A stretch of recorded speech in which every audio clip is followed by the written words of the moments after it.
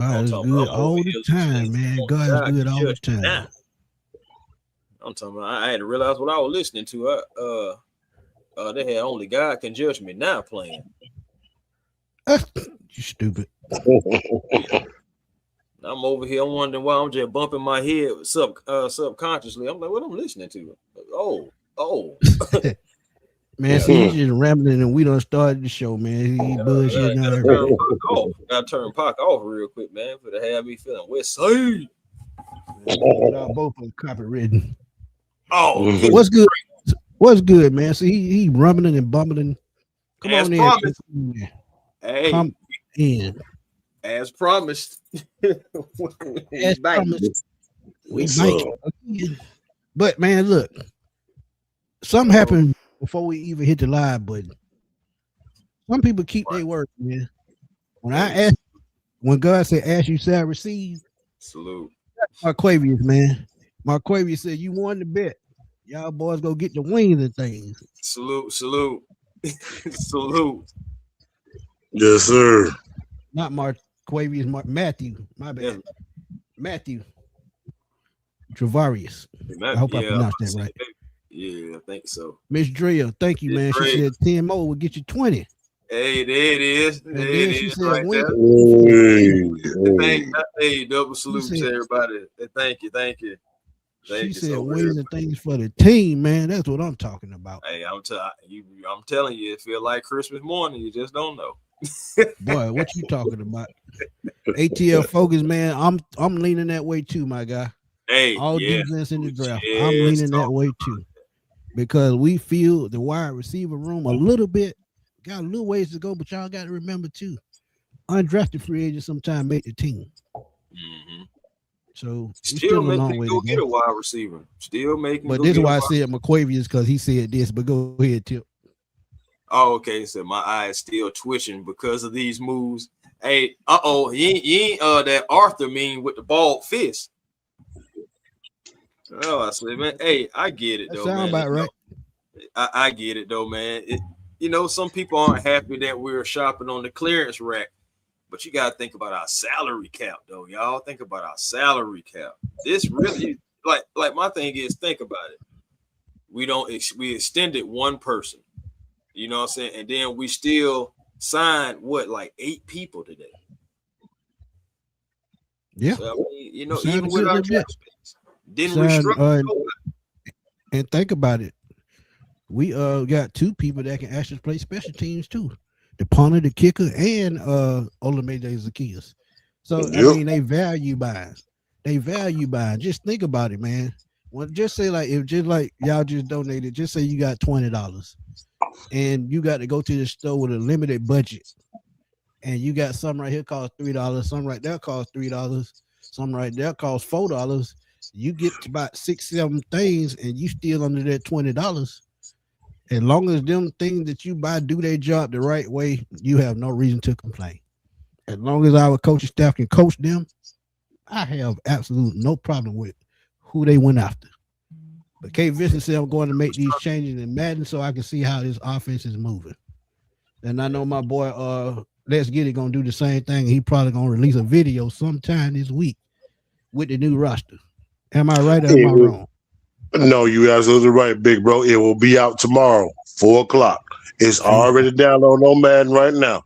Tua with Austin Hooper, with Bijan, Kyle Pitts, the new guy, Dobbs that we just picked up in free agency to all the receiver. It's already in the works. It's already done. I just got to go back and edit it. It'll be out tomorrow, 4:00. See what I mean? I know that big boy always up to something. Jermaine Williams, what's up, my guy? Dirty Bird Gang 11, man. What's good, my guy? He said, what's happening to Dirty Bird family in the chat? Love y'all and God bless, man. God bless you too, my brothers. God bless you. God bless Dirty Bird Gang, my brother. Seahawks got Shaheed 3 years and $51 million. Yeah. Boy. Yeah. Yeah. I saw that coming. That dude is an ultimate weapon. It's the market. Yep. Yeah, definitely the market because as I said, ultimate weapon, receiver, running back, kick returner, punt returner. Y'all see what he did in the Super Bowl. Conversation Yep. over. Conversation. Facts. Man, you produce, you get paid. Well, before What's we that, get to going, RJ? man, I got to give a shout out to my boy RGATL for life. Yes, He been sir. coming through Yes, sir. all day, man. When I need my news broken, he sends it to the group chat. He the reason why the sports machine and A1 keep it going, man. He That's does my this brother thing right there. every Shout out. single day. And let's get it in there too. When he's Yeah. in it, when he sends the news to the group chat, your boy right on it. That's how I get my videos out so fast. Because of RJ. RJ, we appreciate you and we salute you, my brother. Absolutely. Much love, RJ. Much respect, my brother. I think we're gonna get a little bit more hot wings tonight, A1. Hey, man, it's all good. It's still coming. I'm Still grateful. coming. Read that one off right quick. Yeah, it says responding to your earlier challenge. Here's a love offering for you and A1. Do you know if Tua played under Reeves? Nah, he didn't play under Tommy Reeves. Nah, Reeves was long after Tua was gone. But they run the same pro style offense at Alabama, the same offense. So he still knows it. And look at what he did last year when he came to Atlanta. It's the same type offense, just with a different coach and coordinator. Because think about it, Alex Van Pelt knows the offense as well. Yeah. So yeah, And we got all these different coaches that are former offensive coordinators again. Whatever mechanics or anything that's supposedly wrong with Tua, I feel like these guys are going to hone in on it as well. Anything that's wrong with Penix, anything that's wrong with Tua, you got guys that can coach them up, man. You do. Facts. There you go again, A1. Appreciate your reporting, A1, and your sports takes. Keep it up. Keep up the good work. Really appreciate that, family. I really appreciate that. Yes, sir. Miss Drea, she owned it today, boy. She said we using what we got to get what we can, what I want, what we want. I mean, I can. So she got jokes. That sound real players clubbish. Sound real player clubbish. Who is complaining about the Falcons signing? Everybody, especially the media. We're gonna get into Ryan Clark in 1 second. We're gonna get into Ryan Clark in 1 second. Trust me. He just always complaining about something. I don't know what it is with him. But yeah, if y'all don't know, y'all living under a rock. Tua was signed today, 1 year, $1.3 million. And I'm telling you, Ms. Drill said, "What's up, everybody?" Robert, we got to go get a linebacker. Absolutely, we're gonna talk about that in a second. Said Christian Harris just signed to the Falcons. I'm looking. Let me see. He just signed. I'm gonna look up that too. Okay, so while they looking that up, I keep talking and we'll keep rolling. Dirty Bird, thank you for the donation, my brother. He said thank y'all for the content. Shout out to all the people that make your channel what it is. Absolutely. Without y'all, there's no us. I believe that. Believe that. Tua beat my dogs. Now help my Falcons win. Absolutely. I'm just saying, like, pay for your sins, sir. That's all I'm saying. What happened to Let's Get It? He bounced out for a second. I think he's looking up some stuff. Yeah, he'll be back. Yeah, man. But yeah, man. Well, let's like I said, let's talk about a couple of things. Yeah, I mean, of course, Tua is the main thing. Okay, we're gonna be talking about Tua all summer long. I already know it, but I just got to give a special shout out to my bro Smitty. Why? Because one of his receivers, he was right on the money, and that is Mr. Jahad Dotson, 2 year, $15 million, $10 million guaranteed, former first round pick, by the way. And that is going to be some speed opposite of Drake London. Smitty, you hit that one right on the head, my boy. And the crazy thing about it, me and Let's Get It, we just talked about that before we came on air. And he asked me, man, he said, how in the world did you come up with that? Well, I'm going to tell you how I came up with it. Me and A1, we was talking to last week about the wide receiver room after cutting Darnell Mooney. He said, man, what the hell we going to do? Because we ain't got nobody but two people. I told him. And I started looking at the list, and there was some good names on there. But for some reason, And A1 talked about Romeo Dobbs before I got into that part. How he think Romeo Dobbs, and he said it again on the live stream. Johan Dotson name just jumped out to me because when I look at the skill set that he has, and I did a draft profile on him, looked at his tape at Penn State, so I knew him pretty well and what he could do. I knew coming out of Penn State he had elite hands. He made big time catches, solid route runner, and he was just a beast, a speed demon. So, what do the Falcons need at this point after losing Darnell Mooney? They need a guy that's shifty, can get through the defense, a guy that can line up in the slot or the X, a guy that can take the top off the defense. And his name just, popped up. Also, the Falcons like to run screens. He can also do that. If they need him to, he can return punts. So, an all-around player like that, you just can't miss out on. The only thing that I didn't nail is how much we had to pay him. Now, I was a little bit off on that.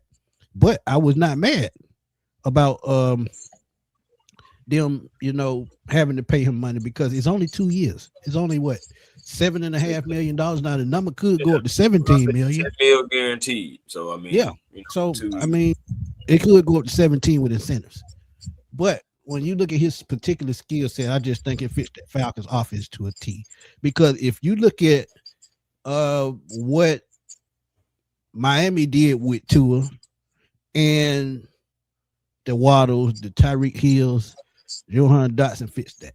Then you already have your big receiver on the other side, and you have your big tight end with Kyle Pitts, and now you have another receiving tight end in Austin Hooper. So it's going to be plentiful chances for this to help the Falcons. But that's how I came up with it. Looked at the list, see what fits look like, and I just think Johan Dotson was a good fit. And speaking of Dotson, the more information on him, 2023 was his best year. That was the most games he played, which was 16. That was with Washington, by the way. He had 518 yards from scrimmage. So that lets you know they was using them all different type of ways, even letting them run. He had 83 targets, 49 catches that year. 500, like I said, the 518. He did have where is the rushing? Okay, they let him rush a little bit, but it was some negative yardage, so we ain't gonna talk about that. But he can do a little bit of anything, A1. That's what I'm saying. You can use him in a multitude of ways. He accounted for 20. Hey, he a chain mover too, because he accounted for 27 first downs. Right. So I mean, he can get the change. Situational. He's a situational player, and I think in big situation, he can be one of those guys you can count on. Let's get you back with us, man. Yep, I'm here. Can y'all hear me? Yeah. Right. We talked about Johan Dotson right quick, man. What's your thought on that signing? I think it was an underrated, great signing, and I heard Tip what you had to say. And I want to back you up on that, Smitty. That's a God-given talent. The way that you came out with that video last week and speaking about this same person and speaking about it when you and Tip went live earlier, I'm like, he called it. He called it. And damn it, it's came to fruition now. So much needed depth. So we're just sitting back and just waiting to see and how the rest of the wide receiver room is going to come into fruition during this whole offseason. So, I like the signing. So it just depends on how the coaching staff and Kevin Stefanski, how they're going to use them. That's what it boils down to. Agreed. Yeah. And then he's going to get an opportunity. Go ahead. No, I was just about to say, I was just saying Dotson, he's going to get an actual opportunity. I mean, because the Falcons wide receiver room is decimated. So maybe that 2023 Dotson can return. And the crazy thing about it, how we had conversations about Steve Smith on this channel. Shout out to Smitty, man. He actually on one of his shows a little earlier today, he talked about how Johan Dotson fits with the Falcons, him finally get an opportunity. Now I said this a week ago, and somebody backing me like a Steve Smith, a guy that played in the league, who knows the wide receiver position. I mean, look, that's a blessing. So we got a good guy. We just have to get the best out of him. And no matter what quarterback we put in place, I think we're gonna be able to do that with this offensive staff. But Ghost Pepper said the Falcons are widely linked to cornerback Greg Newsome. I actually did a video on that as well. As a top target who was expected to become a free agent after the short stint with the Jags. I would love that move. Number 2 corner. I'm telling you, man, I would love that move. Doggone Rams was looking at my video. They went and signed the corner I wanted. Jalen Watson. I was like, dang. Somebody watching us. Because everything we talk about, it comes to pass. Nah, but seriously, too, McDuffie going out there to the Rams, I really think that played a major part. It played a major part. I really think McDuffie said, yeah, come on out here with me, bro. Come on out here with me, bro. Miss Charlene, absolutely. Tua has a better line. He had a decent line to Miami, but I think the one in Atlanta is better. So, I mean, I agree. Kay Jensen made a great point saying he beat both the Falcons and the Bulldogs. He stayed winning in the Benz. Hey, that's a good point. I ain't gonna lie to you. Yeah, you're right. He damn sure got familiarity in Atlanta, don't he? Right. So I had seen it too. Now we did sign Christian Harris. Yeah, I seen that too. Looking forward, waiting on the details on like how much it is, but yeah, former Houston. It'll be details coming in a little while. You have details about Mr. Cameron Thomas though. It is a 1-year, $3 million deal with 2.5 of that guaranteed. $1 million signing bonus. Again, like what I said yesterday, the Falcons are doing. They are cap saving moves. They are, some cap friendly moves, all that stuff. Like of course, we want the big splashes, but realistically, this is the type of day, that we should really have been expecting. And again, we still made a lot of moves. We signed a lot of depth, and now we have also moving forward. We still got the draft.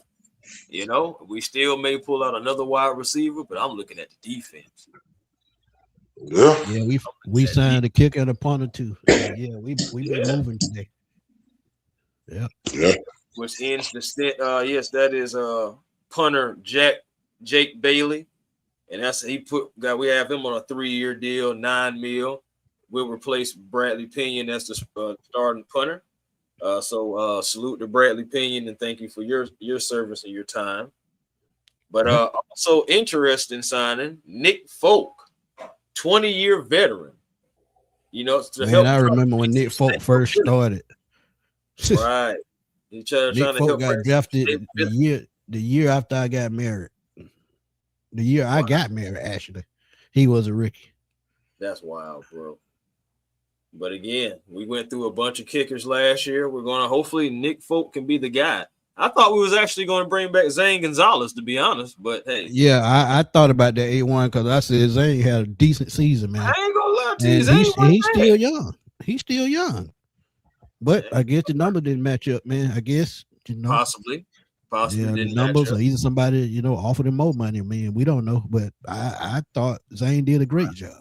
I was about to say I ain't see that Zane signed anywhere, so I don't know. Maybe I don't know what it is, man. Cap friendly moves again. Nick Folk maybe just was cheaper. Yeah. Ariana Moses said, think about this for a second. When have we ever had 2 national championship quarterbacks on this team and one that won it? I want to see how this plays out. So, he got a good point. Unless you know some, I'm about to go ahead and say that has never happened. Nope, it ain't. We ain't never had a national championship winning quarterback.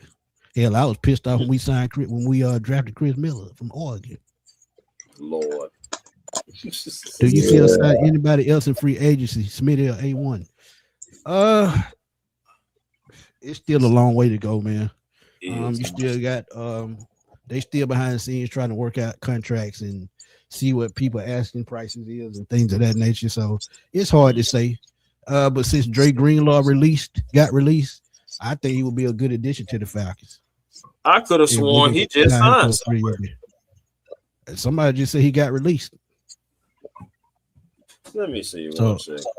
Yeah, D. Alford signed with the Buffalo Bills. Saw it earlier today. Hey man, salute to D. Alford, man, and because think about his journey and his story, and to be able to sign a major deal, I'm happy for him, man. I ain't gonna lie to you. I mean, it's gonna be sad to see the man go, but at the same time, I'm happy that the man for the live. And shout out to Tyler true story, man. D. Alford watched my my free agent video on him, man. Say it motivated him his first season in the NFL, and I still got it in my DM on Twitter. So yeah, that's a blessing, man. You get blessed by an NFL player that says you motivated them. I mean, look, it happens. Yep. But shout out to Tyler Algier too, man. He deserved he deserved the spot. So he's getting ready to get in Arizona, being that number one, being the guy in the backfield that had to back up nobody, man. I'm happy for him as well. So well deserved. Yeah. Shout out to Uncle Lou too, man. About to say, shout out to Uncle Lou. Shout out to Tyler, man. Hey, man, go tear it up, man. Except for when you play the Falcons. Yeah. Nick Folk is clutch. Absolutely. Ryan, what's up, my guy? I'm not tripping about the signing. You know what I'm saying? I just was thinking that possibly we may give Zane a shot as well. But again, the number may have been different because we have to stay cap friendly. Yep. Have to stay cap friendly. And Randy, what's up, my guy? Is going. Go ahead.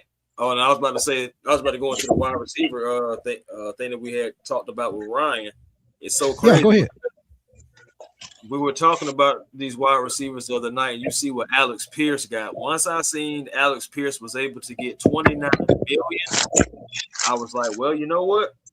I threw Romeo Dobbs out the door. I know a buddy of mine was saying, man, you still may get him because he ain't signed yet. And I'm just like, I don't know what his asking price is because Alex Pierce was able to get 29. So he's gonna be in the 20 range. That's what I'm saying. It's just like at this point, where's the draft? Anybody asking me for 20 anything as a wide receiver? Where's let me get to that draft. Yeah. Yeah, and then more bigger picture, fellas, man. That also means too that Drake is gonna get 31, 32. Oh, 32 with his eyes closed. Yeah, and we talked about it, but I'm still keeping my stance, and there's no knock to Drake, but we can keep building the team with that $32 million. I'm just saying that's just my opinion. But Randy, that's true. Tua never gets in trouble. That's a good thing, and he coming from Tifton, Georgia, man. Shout out to you, man. Hold it down there in Tifton, Randy. Yeah, Greenlaw could be expensive, but who knows? You won't know unless you ask. Oh man, you gotta ask at least because we need some linebackers. I think we all can agree. Shout out to Nathan Brooks as well being extended. Yes, sir. And that when I had seen that, first of all, I knew that the D offer thing was coming along, but yeah, once you seen that, you know Natron is going to get an opportunity. Remember, we still have Billy Bowman that's coming back off an Achilles, so he has to get ramped up. He has to get fully healthy and everything too. So Natron can see some time for sure. Significant snaps, depending. Facts. Natron Brooks just got extended. We just need preseason Natron to show up in the regular season. That's it. Mm-hmm. So I'm glad they re-signed somebody. Yep. Bring back Deion Jones. Hell no. Deion is done. There's no knock to him. I can't see that one, Dre. I can't see it, my guy. Absolutely. I'm not gonna lie to you as well, too. This is something that we're not talking about, but we talk about, some people talk about, corners and everything like that. Because believe it or not, on that poll that I had put out the other day about, what position do you think the Falcons should reach outside of quarterback? There were some people that were saying cornerback. But remember, we do still have Kobe Bryant. I do think they're going to give him at least an opportunity. At least the opportunity. So, and we may but think about it, it's only his second season, so if they bring somebody in, it wouldn't be a problem.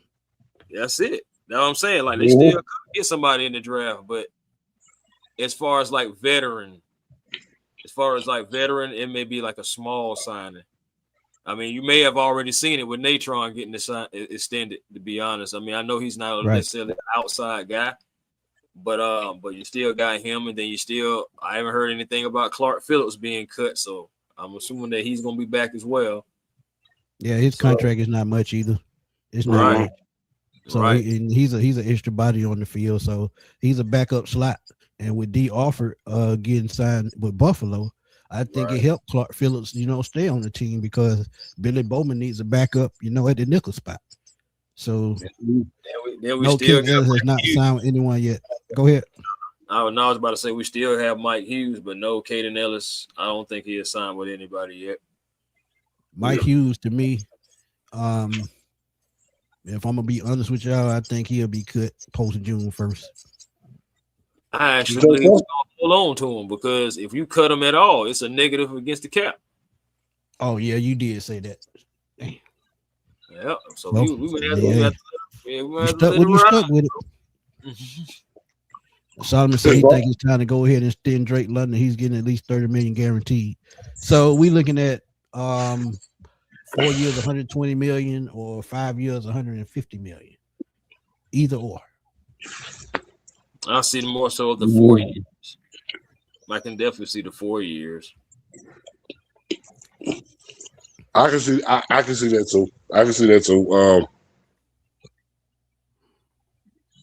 You got to pay him because, like you all, just like Tim said, I got a name for him. He's way better than Alec Pierce. Better this time. Yeah, way better than him. So if he getting 29, Drake easily get 30, 31. Easy. And I think I'm 32. Alex, my thing is because the reason why I say it is because Drake is more durable than Alex Pierce. What the tape and what everything said shows. Better blocker, tougher, tougher receiver. Yeah, you can't even say 50-50 balls. It's 80-20 when it's Drake. That's one thing he does do. And one thing about it, you gonna pass the ball. So I'm Smitty, I told you before. I understand everything that you're saying about the number. The number is wild. But I also, on the flip side of it, I'm looking at all these other guys, and I just can't disrespect Drake to say ain't no disrespect. That's just my personal opinion, bro. Yeah. Ain't no disrespect. It's just that I just feel like you can just build a team with that $32 million. Just imagine you go out, say like the top safeties in the league, 13 or 14 million. You use that for an example. But you can get 2 to 3 players for that one price. And as I said, receivers are a position that you can easily replace in this league. I mean, Harry Douglas even had 1,000-yard season. Mm-hmm. And I get it. You thinking about the red zone ability, the size, the 50-50 contested catches. He does all that, and I know that. He can move around now. He remember he was just on the outside. Now he's moving around from the outside to the slot, so he's extending his repertoire. Agreed. Lenny said, plus kickers have tendency to get hamstring and groin injuries. That's true, but I know we're going to be cost efficient. I like the moves we made. Wide receiver depth and special teams addressed as well. Go ahead. Let's get it. So let me ask y'all both this then. Smitty, if what you're saying is like we can spend that $32 million on other spots on the roster, who do we extend first? Bijan or Drake? That's a good question, but you know me, I got to go Bijan, and the only reason I'm saying Bijan is because he's the future. Let's keep it real, because I can tell you, if Jahmyr Gibbs signs first, he's going to be, the Saquon is about 20 million. Jahmyr Gibbs sign, he's going to be about 22 million. And by Bijan having more total yards, not touchdowns, but total yards than Jahmyr Gibbs, he's going to be about 24, 25. So for Bijan, we're looking at 3 years, 75 million, or 4 years, 100 million. And at least 80 of that going to be guaranteed. So you got to look out for the best person on the team before you look out for anybody. And I know, don't get me wrong, Sean said it more than I've heard it anywhere else. Keep putting them carries on Bijan, he gonna pop one. And I'm not talking about big run. I'm talking about hamstring. I'm talking about knee. I'm talking about anything you can name. But you still got to pay him because he's the best player on the team. And that's just facts. Do y'all believe Bijan is the best back in football? Absolutely. Yes. I'm there with y'all. I'm there with y'all. Yes. I'm there with y'all. Yeah.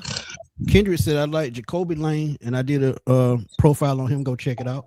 Chris Brazil from Tennessee, 6'5", 210 to 15 pounds, runs a 4.37. He dogged Georgia, so he's gonna. I'm telling you, Chris Brazil gonna find his way up into the first round, some kind of way, and I could see him in Kansas City. I talked about who did I say? Who's the running back from Notre Dame? Jeremiah Love. Mm-hmm. I think he's gonna go top 10. He could end up in Tennessee. But Chris Brazil fits what Patrick Mahomes likes to do, and he's a bit by the receiver. And Rashee Rice, we don't know what's gonna happen with him. Man, so, you really don't. You don't think he's coming back to Kansas City? No, he just got jammed up again. I don't think they bring back Ellis Rudd. I don't think they bring him back. Now, Kobe's still here. Kobe Bryant is still here. He's still here. Yeah, I'm about to say, I was just saying, like, he's still going to get an opportunity. I still believe, you still got 5 draft picks. I still think one of those picks may be a corner and possibly one may be a receiver. The rest, I'm thinking linebacker. I'm thinking the defensive tackle. And it may be, depending on, it may be an edge rusher, or you may see somebody on the offensive line. That's what I'm thinking. Right. That's a good question, man. We don't know if Trice done. We'll know soon, though. Bro, we'll know soon. That's wild. Hate to see it. Go ahead. I was just about to say, think about this. We was talking about this offline, y'all. This is our linebacker room. Divine Diablo. That's it. Now, that's not really it, but that's it, because you got Troy Anderson and you don't know about him. JD Bertrand, you know about him. So you got to get some more people in that linebacker room, man. You really do. Well, they did just add Christian Harris. So yeah, Christian Harris. Yeah, that helps. Yeah, now that helps with the depth, but I still feel like you still need another linebacker. Yeah. But right quick, man, shout out to Uncle Lou, man. Uncle Lou gave us a shout out on Twitter, man. So shout out to him. Hey, shout out to a lot of Falcon fans. Yeah. Yes, sir. Man, I ain't gonna lie to y'all, man. Tyler's still gonna always be a Falcon to me. Oh yeah, and don't get me wrong. I'll be honest. He could end up in his career here for all we know. We've seen it 1,000 times. And Tony Wright makes an excellent point. Arizona has 2 former bookends at offensive tackle to block for Tyler Algier. Paris Johnson 3 years ago. Jonah Williams in 2019 out of Alabama. So Tyler he landed in good hands, man. I'm looking for 1,000 yards this year for Arizona. He's finally getting his opportunity, man. That's what it's all about. He's finally getting his opportunity, and he's getting his money. So you can't hate on it. So I'm happy for him. Yeah.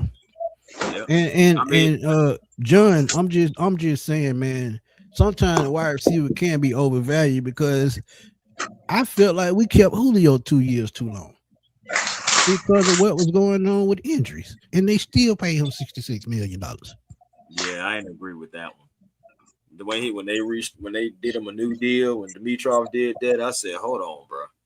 You were supposed to make him finish that one out." But it didn't work out. That's a good question too, Solomon. He said we had to ask ourselves, is there another player like Drake London that the Falcons can get of his caliber in the draft? The Falcons don't have a first round pick. Yeah. I'm gonna go out on a limb and say Jacoby Lane is a Drake London clone. 6'4", 205 pounds, great hands, 50-50 contested catches. He's just a clone of Drake London. He's Drake London 2.0. All he has to do is transition to the next level. He fine. I got one for you. Okay.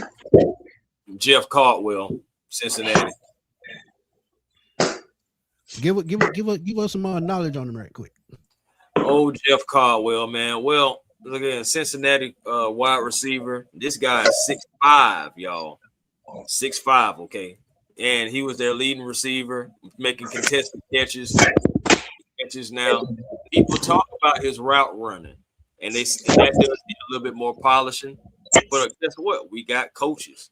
That's the whole point of bringing in coaches to help bring guys up. His 10-yard split, I think, was very impressive for a guy who's 6'5", because it was 1.48, and that is rated in the 99 to 100 percentile range, as well with the broad, the divert, and ran a 4.31. Now, when you think about this guy, you're talking about catch radius. All right, think about catch radius, because he is 6'5" with a 78-inch wingspan. And when you're talking about giving the quarterback a window to throw, you're giving him one of those windows that's on the office building. Seriously, not contested catches. And think about it, bro. Kyle Pitts' wingspan is 83 inches, so he up there with Kyle Pitts. That's what I'm saying. But go ahead. The guy's a big receiver. Scored touchdowns, red zone target, found the end zone 28 times on just 124 career catches. Right. So the guy again, the route tree, yeah, okay. Some 50-50 balls, you know what I'm saying, he's gonna have to work on. I mean, he still can catch those, but he's not like Drake when it comes to that. You know, it's like it actually is like a 50-50 ball. But that could be worked on, you know what I'm saying? Because the hands and all that stuff, they were talking about like some drops.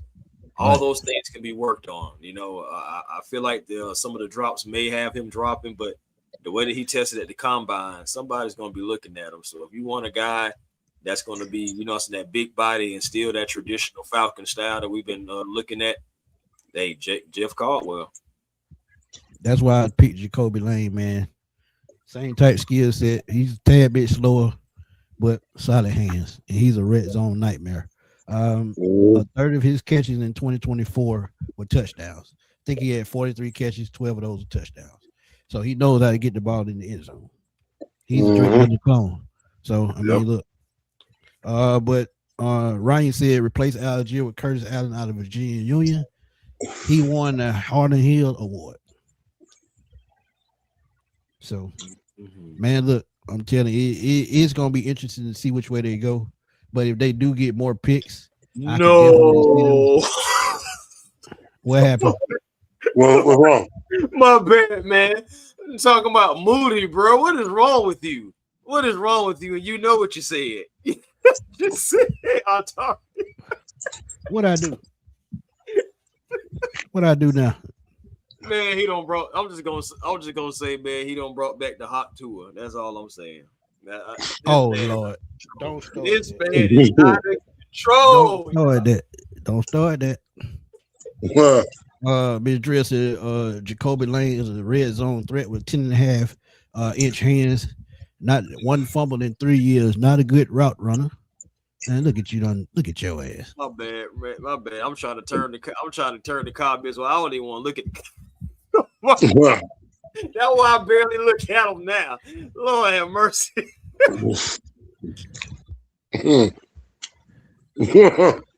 Let me go and finish this. Not a fumble in 3 years. Not a good route runner, but that can be fixed. Absolutely. Who is the wide receiver coach now?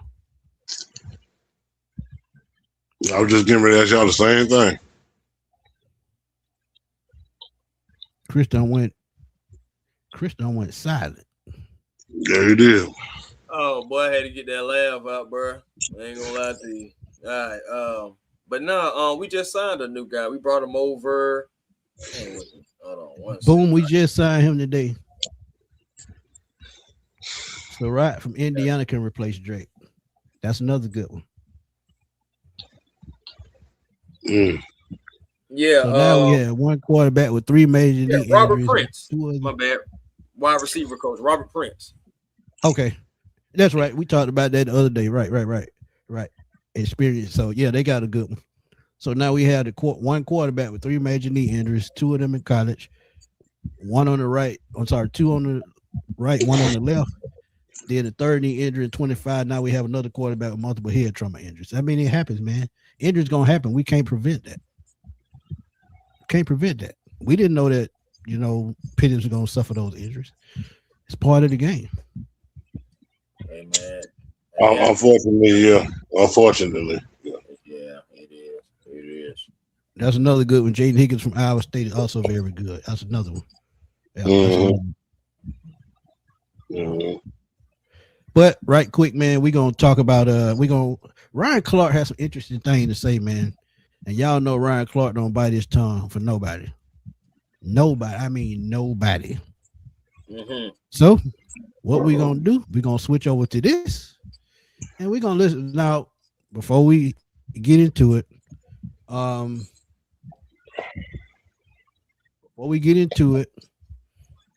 Dan Orlovsky actually loves what Tua brings to Atlanta. But y'all see it right there before the thing plays. Adam Schefter broke the news with a 1-year deal. The move will now give the Falcons 2 left-handed quarterbacks, Tagovailoa and Mike Penix, heading into the 2026 season. And you got to remember, Smitty. Go ahead. Before you play that, okay, is you see how that makes sense though?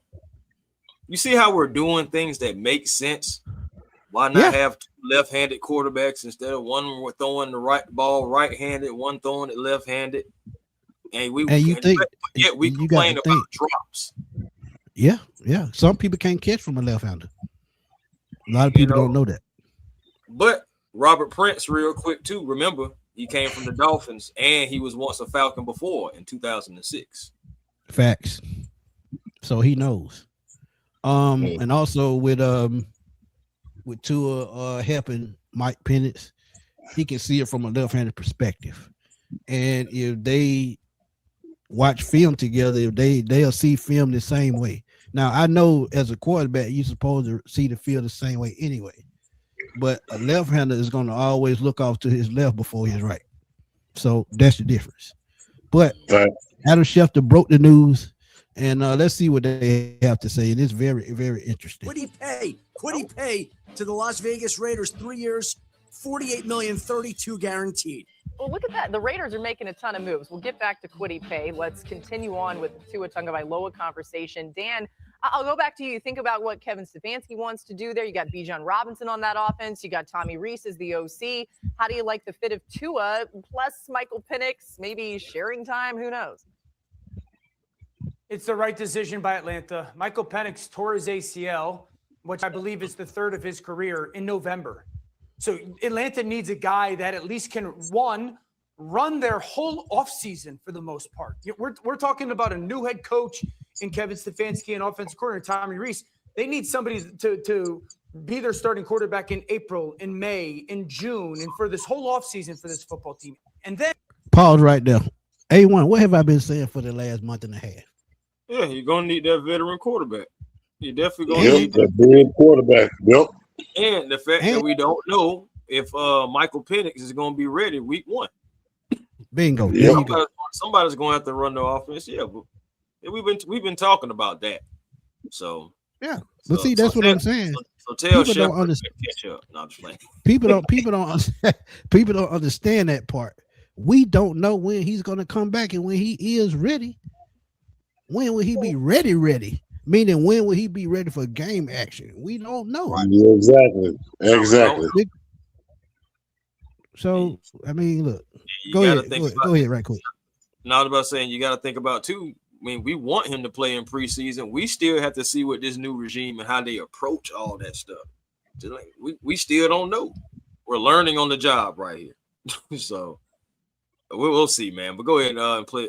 Finish off this here. And you might need a guy that has to start opening day. So you needed someone that was going to be comfortable in that role. The second thing is you just need somebody to be a point guard. That's what Tua is. It's when he's at his best. This is an offense that is wildly talented in Atlanta. It's a very good offensive line. It would be by far the best offensive line Tua has had to play with in his NFL career.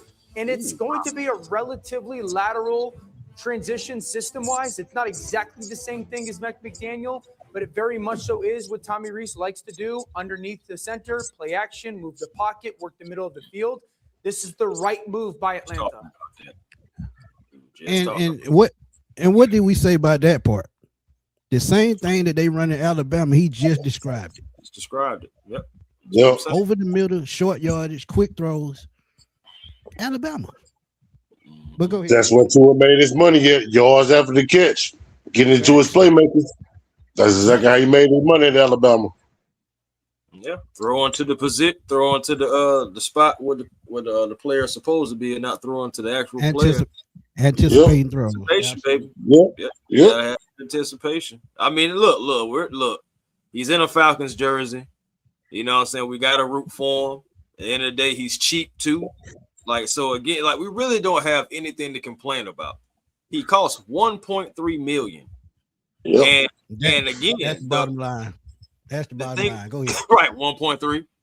Right. If anybody say, man, y'all got Tua, 1.3. That's what y'all tell them. That's what y'all tell them, chat. Anybody come at y'all sideways talking about, man, y'all don't win a sign. Sorry, old Tua, 1.3. Yep. 1 year. 1 year ain't gonna hurt nobody. Ain't gonna and hurt if he don't work, it's too easy. The gentleman get the hell on. It's too easy. And two more things about that. For one, you can just go ahead and call him Jackson Street because he's a bridge. You know, so that's for start. He's a bridge quarterback. It's 1 year. Two, the most pressure ain't even on Michael Penix. The most pressure is on Tua Tagovailoa because he has to show that he still has the capability to be a starter in this league, whether if it's for, hypothetically, the Falcons or anybody else. This is a complete audition on whatever time that he does get, that he be able to utilize it properly. And even with that being said, if y'all don't think that Michael Penix ain't sitting back saying, look, I'm finna get right, welcome to it, but hey, this still my job. Which is why, Tip, I got to give you a little pushback. I think it's just as much pressure on Michael Penix than it is Tua. You said it yourself. Audition. My thing is, well, okay, I feel what you're saying, but the reason why I say that is because Michael Penix is just getting started. Right. You know what I'm saying? Tua now, and the reason why it's significant because both have dealt with significant injuries. But you got one guy who's been in the league longer than the other guy. There's plenty of tape on Tua. It's not a lot on Michael Penix. Michael Penix still has a chance to get right. Tua is more so of a finished product. So it seems, of course, with the experience. So that's why I said he has the more pressure on him because he's already been paid. He gonna be trying to get paid again. Michael Penix ain't been to that level yet. So but this. My bad. So go ahead, bro. My bad, bro. No. I'm done. I was like, he's still just trying to figure it out. Go ahead. No, I get it. But from when we seen at least what I saw, all I've seen from Michael Penix is just playing from the gun, 5 to 6 yards away from center. You really never seen him play from under center. So to me, Kevin Stefanski, and I talked to Smitty about this too. You know, Kevin Stefanski has not committed to Michael Penix. Neither has Matt Ryan. If we're gonna keep it real, he hasn't committed to him because at the end of the day, that's not who they drafted. So this is just as much pressure on him as it is Tua. Can he play under center? Can he get outside the pocket and deliver that football outside the pocket? Can he do that? Yes, we only got a small sample size. Yes, I agree with you, but there's no commitment. Okay. "Quote unquote, 100%. This is our guy." We don't know. So I give you that. I give you that. But also think about this too. All the talent that we brought in as far as in the coaching staff, the Alex Van Pelts, the Ingstrams, the Tommy Reese. You know, you bringing in guy after guy. If this coaching staff is not enough to get Michael Penix up to par, then guess what? Michael Penix may just not be the guy. And if that is the case, we need to know that now. Right. I'm agreeing with you on that, Tip. I'm agreeing with you on that. I believe he deserves the opportunity to prove, okay, is he our future? Full opportunity Michael Penix deserves. Right. No. I'm not disputing that, Tip. I truly believe he deserves this opportunity, and at least let him show that. Okay, is he our future? Okay, this is our guy. Okay, give him the opportunity. Because just like you said, I listen to y'all, Tip and Chris. I'm Tip and Smitty. We gonna find out this shit. Was it the coaching from the past regime, or is it Michael Penix? Oh, we about to find out. That's what I want to know. Absolute fact. That's all we about to find out. That's all I want to know. That's why I'm beating the drum so much for him to get an opportunity, because I want to know. To see. Yeah. Yes. I don't want to be 2027 still trying to see. 2028 still trying to see, because that would be his 5th year, and that means we picked it up. And then what do they say, Tip? See with your eyes, not with your hands. You gotta see with your eyes, bro. But hey man, while y'all watching, man, please continue to drop those super chats with me and A1, man. Appreciate it. Yeah, Dan, to your point, the Falcons coaching staff with Kevin Stefanski believe that despite maybe some lack of arm strength with Tua, they can create those yards after catch opportunities. They have weapons. They have Drake London. They have Bijan. They just need to be able to get them the ball. And this, to me, says a lot about Michael Penix, because he wants to be back week 1. That's not a guarantee. They need somebody who can leave the light on and start 4 games, 6 games, just somebody there. But this tells me they have not given up on Michael Penix. This, too, is clearly not a long-term solution. Man, cut the light off.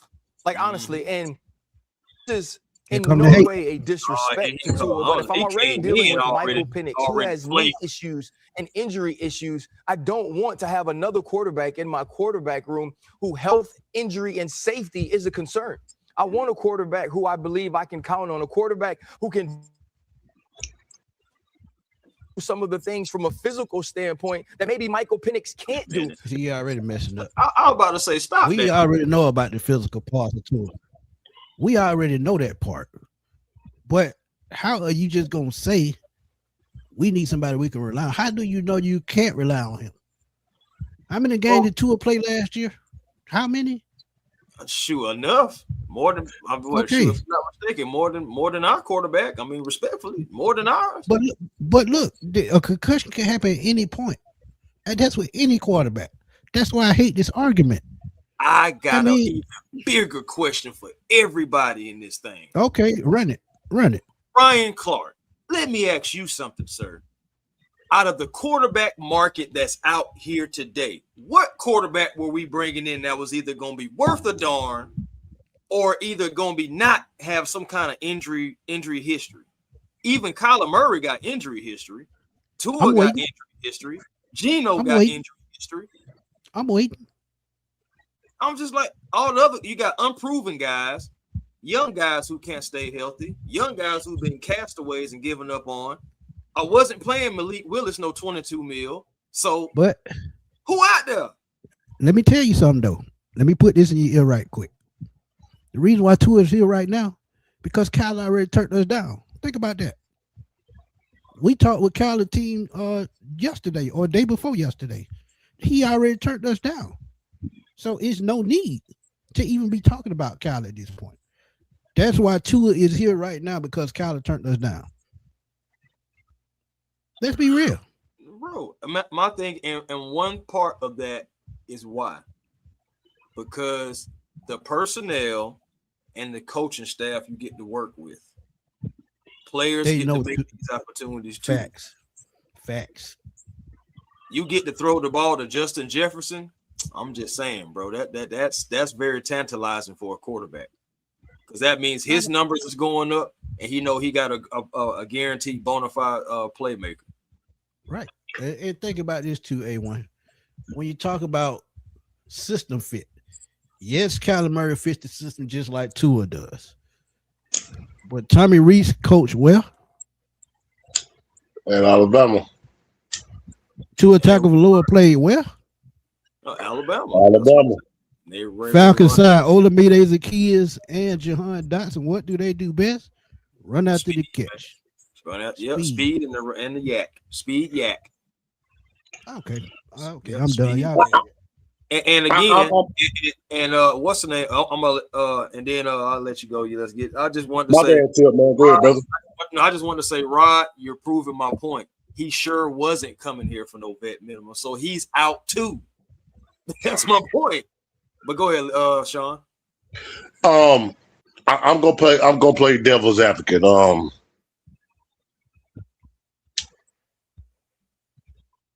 I didn't agree with everything Ryan Clark said. You know, that's why I sent all y'all that clip in the group chat. The way I took it, the way that he said it, he said one word that stuck out to me: proven. Mm-hmm. Now, Tua, the last 6-7 games, he wasn't hurt. Tua was just playing bad football. If we gonna keep it real, fellas, let's just keep it real. Let's keep it all the way real. Mm-hmm. Tua was throwing to the opposition for the last 6 or 7 games. That's why his ass got sent to the sideline. If we gonna keep it real, let's keep it all the way real. That's true. 20 touchdowns, 15 interceptions. Let me ask y'all both this. When have y'all ever known Tua to throw double-digit interceptions in any football that he's ever played in? At Alabama, since he's been in the NFL. I think he done it twice. I can't recall. I think 2 years. I can look it up right now. I think 2 years he did. Another year season he did have double-digit. But I get where you going with that because when you think about the type system that he used to playing in, he don't turn the ball over because you're getting about two to three steps out the pocket, quick throws, and that's what he excels in. And now that we got tight receivers, and even Kyle Pitts factors into that because he runs a 4.4 and 6.6. You get him out quick, he gonna catch the ball. So when you think about it, I mean, it just makes so much sense because of the fit. And if y'all don't like that, man, hey. But what people are not telling y'all, Tua has won 44 games as a starting quarterback. Right. And one of those years he led the league in. Yep. And one of those years too, he led the league in passing yards. Pass yards in 2023. 2024, 2020, 2023, 2023. 2023 Pro Bowl season. Yeah. 29 touchdowns. So I mean he's gonna make mistakes, true enough. But when you talk about a headstrong quarterback, Tua fits that. And that's what you need, a headstrong quarterback. All I'm saying, make a mistake, get right back up. There's a joke in there somewhere. All I said, Tip and Smitty, I'm not like I said, we needed a quarterback. I'm not arguing that point. You know, I don't mind the signing, but if I'm gonna keep it real, I don't love it either. But my mindset is, what other choice did we have? That's my whole point. What other choice did we have? There's always a choice. I don't understand. There's why. Always a choice. Either you gonna get somebody that's gonna be the quarterback, or you just deal with what you got. But that's what I'm saying. But we've already talked about what happens when you pull up with Easton Stick. All right. So that's what I'm saying. I don't think that Ryan Clark, he needs to take a little air out of his chest a little bit, because I'm just saying, like, bro, where were we going? I would love for you, if you were the GM, what you would have been doing. I would have loved to know it, because there was nobody out here, like I said, worth a darn to go away from Michael Penix for, or that hasn't had some type of injury history, or is not going to take that 1.3. Again, I'm telling y'all, anytime somebody got something to say, man, everybody just go ahead and retweet Ryan Clark and say 1.3. And Mr. 221, you absolutely right. Sometimes you just need change. Point blank, that's period. And as Roy said, Miami locker room was in turmoil. It was like a Bacon Cleveland type thing. And that's true. That's true. Yeah. Great point. Ryan said, until we fix the O-line, it doesn't matter who the hell is back there at quarterback. That blind side, right side is still a foobar. And then, I get that part. But, that's why we always put a tight end over there. That's why they find a way. And, with Tua getting the ball out quick, it may work to his advantage that he can get the ball out quick. That's something Penix can't do. He can get the ball out, but not as quick as Tua. That's where experience comes into play. And that's where Tua is going to help Penix work on his game. So, I mean, it works for the best. And that's why I said I think it's just as much on Penix to perform, because to perform and audition for his job. That's why I said what I said to Tip earlier. He got just as much to prove. I just feel like, again, with him being such a high draft pick, it's the same thing with Kyle Pitts. You just got to see. You got to try. Wait to see. Because you don't spend a high draft pick on them. You got to try to use them. That's just like, why am I going to buy? Okay, that's just like, why am I going to buy a high-powered rifle if I'm not going to use it? I'm just going to let it sit there and collect dust. Even if it is used and it may be a little bit abused, it's still a high-powered rifle. Right. No, I get that, but my mindset is, Tip, with the exception of J.J. McCarthy, Caleb Williams, Jane Daniels, Bo Nix, what do those three have in common with Michael Penix? They was all in that draft class, every single last one of them. Yeah. And you see what he did. I'm not saying Drake may too, but I'm just saying that coaching matters, bro. So it's just as much pressure on Michael Penix than it is to Tagovailoa. It's just the truth. Yeah, because think about it. The coaching staff didn't draft now one of those guys. So exactly. they auditioning for a job for the future, because in 2027, depending on what the Falcons' record is, they could be in the top 10 again. And look, I can't be mad. New staff. Even though it's a win out roster, it's not guaranteed, because we all know just because you got a win out roster, the chemistry not there yet, because new leadership. Because of some of the injuries. And I know we keep talking about having two left-hand quarterbacks. Man, I don't care if they throw the ball with their forehead, right? You need them to be healthy.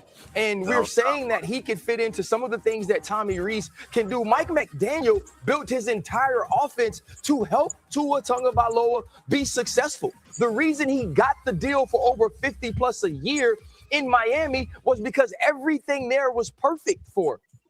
You want to talk about yards after the catch? Nobody did that the way Tyreek and Jalen Waddle did early on in Tua and Mike McDaniel's tenure. I don't love this. I don't believe this is the right decision. I believe not having a quarterback in that room who you can count on from a safety and injury standpoint was not the move. But this to me is a backup quarterback signing. I mean, that's what this is how I feel like Jackson Street. But you got to feel like with Michael Penix, you're going to get to the backup at some point. Well, yeah, I mean, third ACL tear. And why would you say that? The reality for him. Just because of what happened in the past? Ending injury in 8 seasons between the college. But see, they only point out the negative. See, that's how the media get you, man. They only point out the negative. Think about it. Did y'all see the video playing while they were talking? Right, bro, his own colleagues are right there, even trying to say, hey, man, this is a backup quarterback type thing. This is a bridge situation. But he's just like, but what you got to admit you're going to get to the backup quarterback. But my thing is, even if you do, bro, he still got to be capable. All right, like that's like at the end of the day, like I don't love the signing like about who it is, but you got to like the signing at least because of what we're paying, what could possibly be low risk in the pocket, possibly with a high reward. Right. That's I agree with you there. I agree with you. With that too. But how I looked at it, what Ryan Clark said, he wasn't wrong either, bro. He wasn't. The Falcons knew before they drafted Penix that he was injury prone. He had messed up knees. They knew this, and they still took him. I've said that, and that's okay. And that's why you catering to my point now, because you took him even though you knew the injuries, and that ain't even on Terry Fontenot. That ain't even on Raheem. That's on Arthur Blank. I agree because I agree. Yeah, I agree. He wanted it. He wanted so it. I agree. You have to see what you got, or it definitely don't make no sense because this goes beyond who was just here as GM and head coach. This going back to your ownership. This is an ownership type decision. I love what I saw. Right. I'm not arguing with you now. I swear to God, man, I'm not arguing with you on that point. I agree. Let's see what Penix got. But what Ryan Clark said was that he wasn't wrong either. Let's just call it what it is. We do have two injury-prone quarterbacks. That's just the truth. It's the truth. It's the truth. It's the truth. But when you don't have a choice, what can you do? And that's my other point too. We really had no choice. We had no choice. Now we had the cap capabilities, Smitty, and you good with those numbers.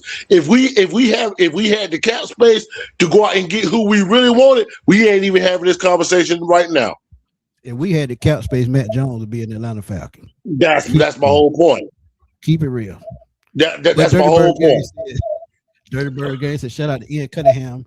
He got 2 wide receivers, a tight end, a kicker, defensive lineman, linebacker, QB1 on the first day and spent more than $17 million.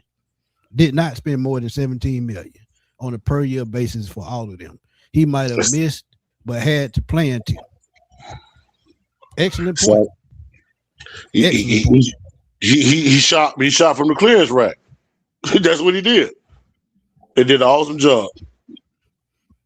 Ghost Pepper says scheme fit. Stefanski's offense is built on time and precision, quick game processing. Tua has demonstrated high efficiency in this area, having led the NFL in passing yards in 2023. Bingo. And as I told y'all earlier, completion percentage. He's one of the best. And trust me, when you talk about turnovers, when turnovers happen, guess what? The timing is off. So if he's in rhythm, we should have no problem. But go ahead, Sean.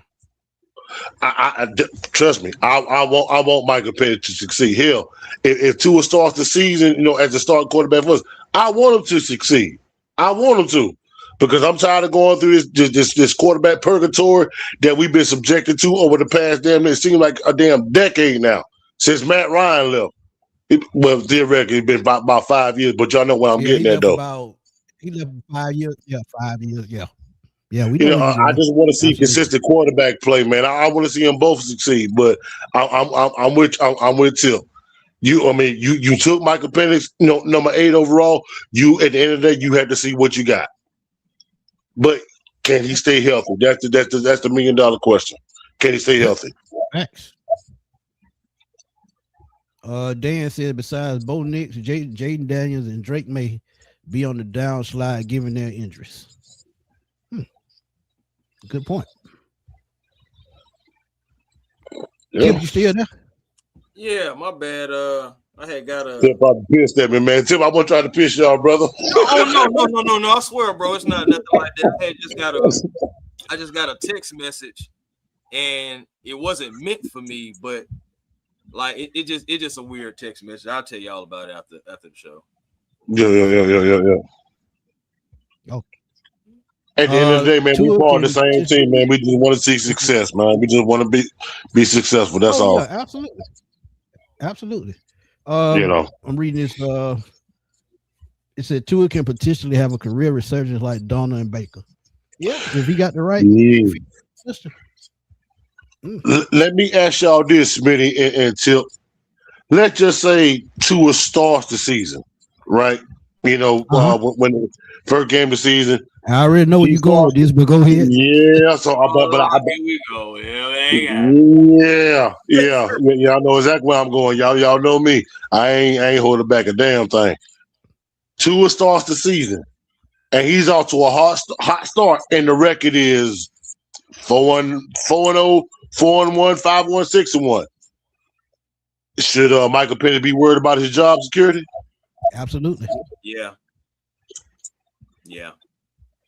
Definitely. Without a doubt. Because again, I just said last night, I'm not going back on it. We have to be somewhere in that area for Penix just to be, like I said, left on the bench. I think anything like even or a losing record, Penix, get your butt in there. But winning record, 4-0, 5-0, 6-0, or only one loss. That's going to be really, as much as I want, me personally, still would want Michael Penix, because I still want to see what I got in a young quarterback. It's going to be really hard to sit Tua if everything is clicking and flowing. It really is. I just got to keep it real. It's going to be hard as hell to sit that man. Because then Dre even said, yeah. I mean, go ahead. My bad. Go ahead. No. Go ahead with Dre. Dre said one of them going to pull a Nick Foles for us, and I can see it. Hey, because man. the thing about it, they're talented. It's just the injuries that always gets them. They're talented as hell. and his coaching staff is talented. And I think they're going to get the best out of both of these guys. But if Tua gets off to a hot start, there's no reason for you to mess up the chemistry. There's no reason. So we'll see after the draft how the roster ends up. But we still got undrafted free agents coming in. So trust me, it's a long way from done. And I'm looking at a list on Twitter right now. There's still a list of free agents out there that still haven't signed. So day 2 gonna be probably better than day 1. Well, we gonna see. We gonna see, man. The way I'm looking at it, I just want to see consistent quarterback play, and I'm pretty sure the Tat and Chris and Smitty, I'm pretty sure y'all feel the same damn way I feel. We want consistency at the quarterback position, and we just haven't had that. Yeah. Since Matt Ryan left. Right. Nando, he put it point blank, the truth. At the end of the day, these acquisitions are all logo business at the end of the day. It's all about the logo. Not what we want, but the logo. And to try to get this thing right. If we win a Super Bowl this year and Tua is the quarterback, are y'all going to complain going forward? No. Nope. You know what people are going to say? Just say, hypothetically speaking, we win the Super Bowl this year. You know what people gonna say about Michael Penix? Hey man, hey bro, it was nice knowing you, my boy. It was nice knowing you. It was nice knowing you. And y'all ain't gonna say nothing. Nobody. But Roy, I got a question.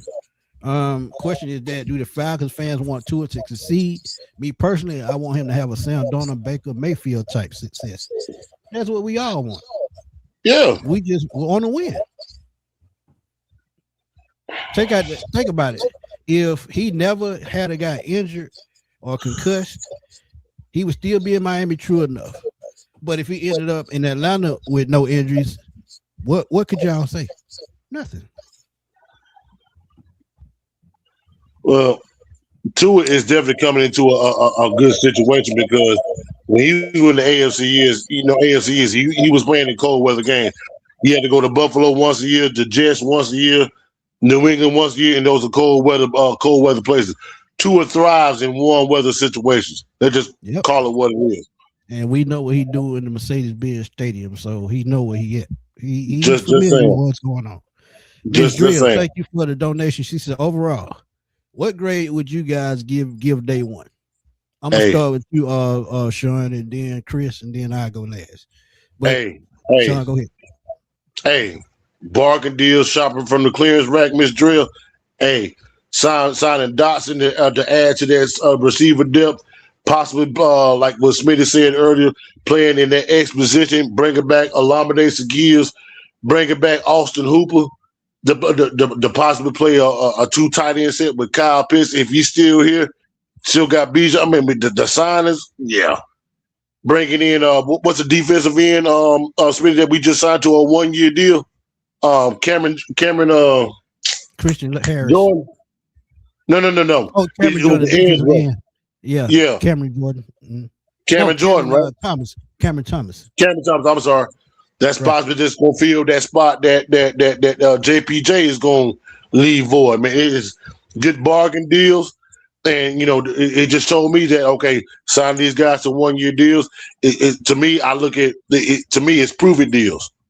And when you got with players on 1-year deals, the boys got a chip on their shoulder. They're playing for a big contract. So I think they're gonna go balls in. I like the signings. I have no A for me, and A for me. And think about it. Most of these are 1-year deals. Exactly. Jahan Dotson was a 2-year deal. Everybody else, I think, is a 1-year deal. No, the Punter got a 3-year deal. But other than that, everybody else is a 1-year, see what you got type thing. And I have no problem with that. And to your point, Smitty, we gonna have we have a ton of cap space in 2027. Those guys pan out. You can offer those guys long-term deals. You know what I mean? Facts. So it works out financially. It works out. They playing for a job. Put it like that. Exactly. They playing for a job, so they got to put forward their best foot. Exactly. Chris, What grade you gonna give him, my brother? I mean, to be honest with you, I mean, it's okay. All right. To be honest, did I want other names? Yes. Did I think it was realistic? No. So with the realistic money, with our draft capital that we have right now, currently only being 5, I really believe that Ian Cunningham is really a truthful type of a guy, a transparent type of a guy, and he really says what he means. You think about it. We didn't do anything out of the ordinary.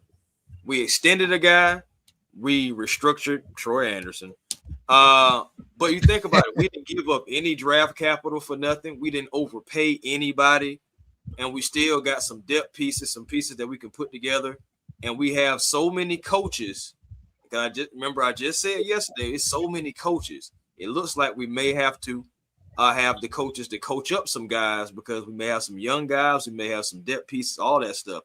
And then very next day, lo and behold, all these signings that we made are depth pieces or guys who are looking for actual opportunity within our offense.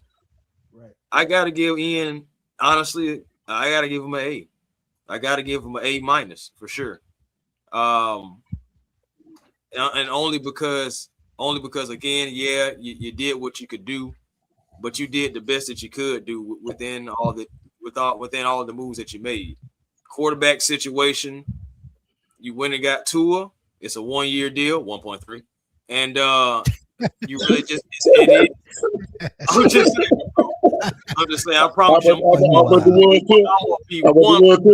keep all summer long because my thing. What that number is? 1.3. Oh, well, how about you? What did it tell? 1.3. And I'm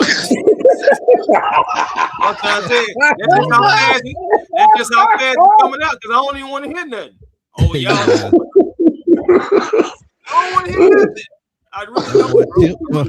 That boy tipped on counter-punching like Floyd Mayweather. Bro, I'm trying to tell you, but and I'm leaning with it too. That's the crazy thing. But I'm just being honest, like Ian, man. Like the franchise boys, man. Yeah, we got a lot of day back. So again, man, Ian and Matt, they're piecing together this team the best way they possibly can. And I like it because if you can do this with small money, I just wonder what you can do with big money. What you can do with some big money. Absolute facts. And see, that's the thing. Patience is the key. And I've been know that for as long as I've been on this earth, that patience is the key. Do I get impatient at times? Absolutely, I do, because I'm human. Right. But I'm one of the most patient people that you can meet at the same time. Because I tell any and everybody that asks me about advice on YouTube, be patient, grow, and things will fall in place. And that's exactly what Ian's doing. He's being patient. He's signing, where he can afford right now with the food stamps. But when the big bucks come in, just like he spent with the food stamps, he gonna know how to use that big money, and he's not gonna overspend then either. Yep. That's the point. That's the point, bro. Like, it's not overspending. He said, "I'm not gonna mortgage our future to fit the now." And right now, the man is really staying right on point with what he's saying, and not that transparency. It's a breath of fresh air because we just so used to the secret Falcons or the FBI Falcons. It just seemed like, everything's a secret, and it just with certain regimes, and this one just feels real transparent. And the thing about it is we want somebody that's going to do exactly what they say, even if we don't agree with it. At least do what you say, so we can respect it and know. The tendency of like, okay, our GM, he not mortgaging no draft picks. He like draft picks. If he can go into a draft with 13 draft picks, he's happy.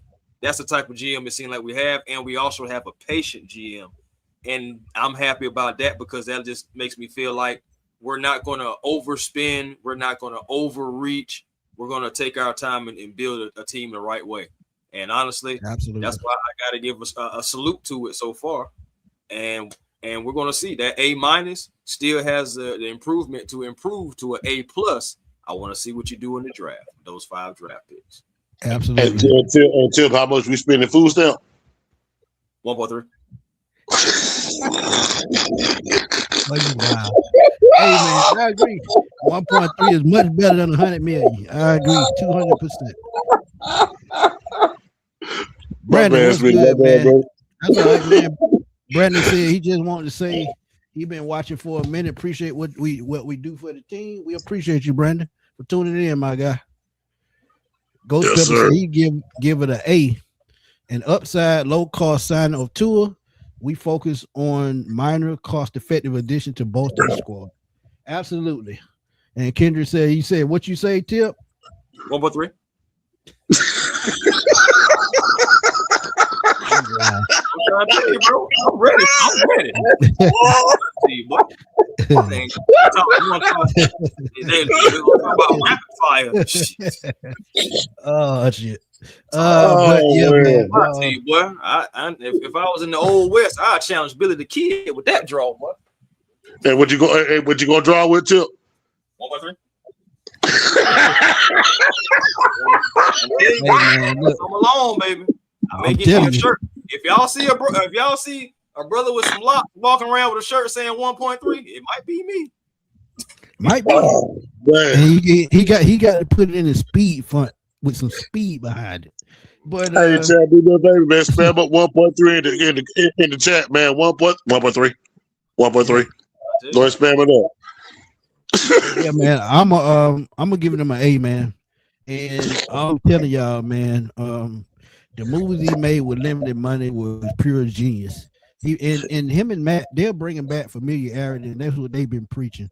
Austin Hooper, former Falcon. Olamide Zaccheaus, former Falcon. Tua Tagovailoa, familiarity with the system. Jake Bailey, new punter. Nick Folk, new kicker. And he actually played with I think he was there in New York when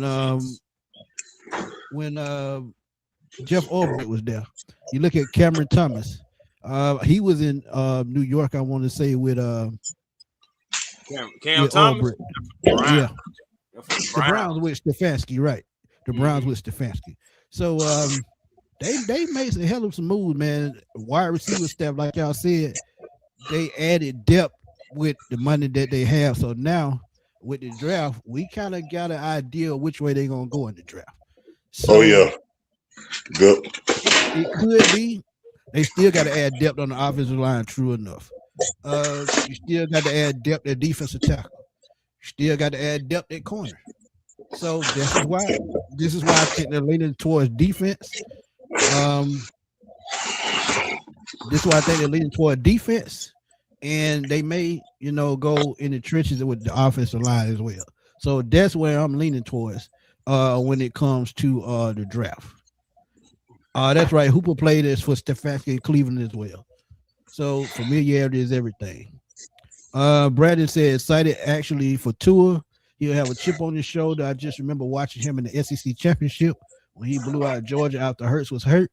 He arguably has a better roster too. And you got to remember he came in for Hurts and won a national championship with that deep pass. So he's broke our hearts a million times. It's time for him to redeem himself. Right quick, Kendrick, I absolutely do not think Jalen could come here because they probably want a first round pick and a star player in return. And the only player I can think of that we can give them back is either Kyle Pitts or Jesse Bates because Bijan is not going anywhere. So I think that's a no-go for me. But yeah, man. Y'all got any last words before we get out of here? Hey man.